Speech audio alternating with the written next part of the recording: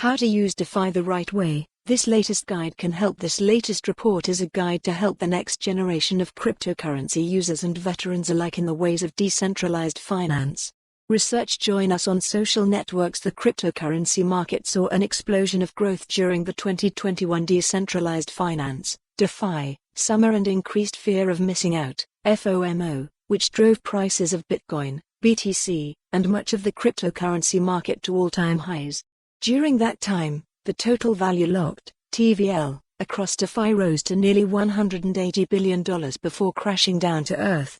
After the past few weeks of the BTC price crossing the $30,000 threshold, some are speculating if the market is gearing up for another bull run. That could signal interest from both veterans of past cycles and those new to crypto to get interested in DeFi, and Cointelegraph Research's latest report is here to help give insights to past, present and future DeFi users. Download the report on the Cointelegraph Research terminal. Investing in DeFi, a comprehensive guide report is a perfect start for those new to blockchain, giving an overview of DeFi.